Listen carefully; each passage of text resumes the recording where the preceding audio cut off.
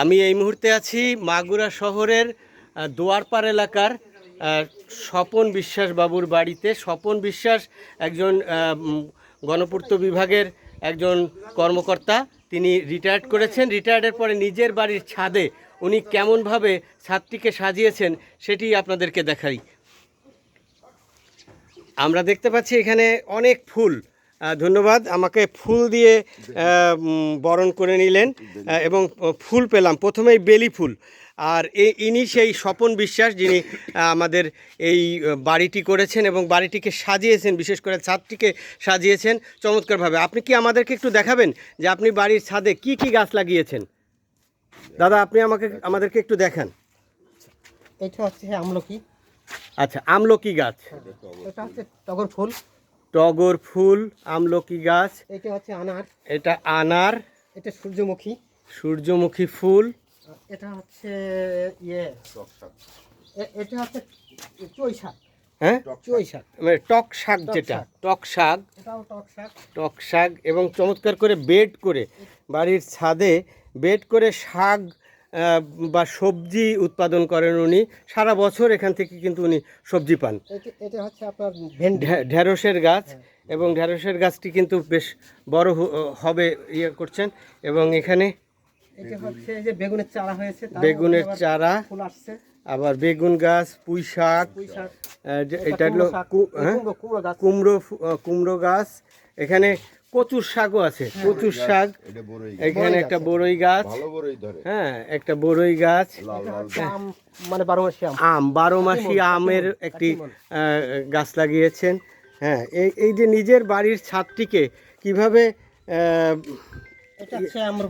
আম্রপালি, নিচেই আবার কিছু নিচে দেয়া হয়েছে কিছু বিভিন্ন রকমের চুই ঝাল, চুইয়ের গাছ। এটা কি হবে এখানে? টবেই হবে এখানে, টবে মানে অন্য যেটা শিফটিং করতে হবে। আচ্ছা আচ্ছা আচ্ছা। এটা হচ্ছে আমরা হয়েছে তো, আমরা ফলনও হয়েছে। আমরা এই যে ওটা হয়েছে আবার ফুল আসছে।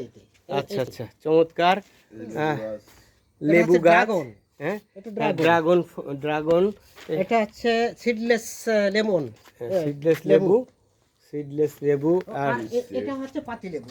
এটা পাতি লেবু। বাহ, চমৎকার।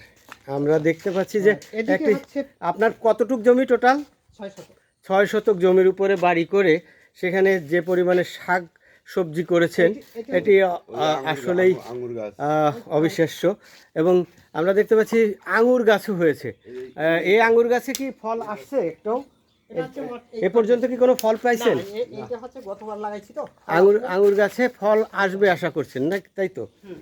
তো দেখুন, একটি বাড়ির ছাদকে কিভাবে ব্যবহার করা যায়, সম্পূর্ণ পরিকল্পিতভাবে যদি আপনি ব্যবহার করতে চান তাহলে কিভাবে ব্যবহার করতে পারেন।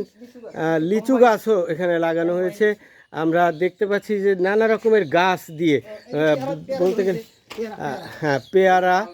তো আমি স্বপনবাবুকে একটু জিজ্ঞেস করতে চাই যে আপনি রিটায়ারমেন্টের পরে বাড়ি করেছেন, বাড়ির ছাদে এই যে বাগান করার এই আগ্রহটা কিভাবে হলো? আমি সাধারণত ইউটিউবে দেখি বা ফেসবুকে দেখি যে একটা সরকারি চাকরি যদি রিটায়ার করে তাহলে তাদের কী করে সময় কাটানোর যায়, তাতে গাছ লাগানো এবং ছাদ বাগান করা, এটা সময়টা কাটে। আমি গোসিপিং করি না, কোনো চার দোকানে কোনো দিন বসি না। তা আমি এই যে সময়টা কাটাই, এটা আমার কাছে ভালো লাগে। এবং তরকারি আমি নিজে খাই, আমার পছন্দ মতো যাদের লোক আছে, আমার ভাড়াতে না দিয়ে আমি খাই না। আচ্ছা আচ্ছা, একটা মেন্টাল পিস আছে। আচ্ছা আচ্ছা, পিসির কথা যে করবে সে ছাড়া আর কিছু বুঝবে না। অনেক ধন্যবাদ। আসলে হ্যাঁ, চমৎকার চমৎকার। কয় বছর আপনি এই বাড়িটা করছেন? এই তো 23 সালে আমি উঠেছি। 23 সালে বাড়ি করে এখন 26 সাল। এই কয় বছরের মধ্যেই তুলসী গাছ, মরিচ গাছ, এদিকে শরীফা গাছ, মালটা। আর এগুলো কিসের?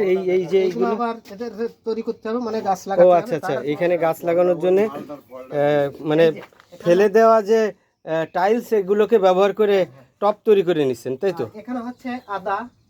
আচ্ছা আচ্ছা, এখানে হচ্ছে আদা। আর এই যে হচ্ছে হলুদ, আদা, মানে বলতে গেলে পরিবারের প্রয়োজনীয় মালটা, ভিয়েতনামি মালটা।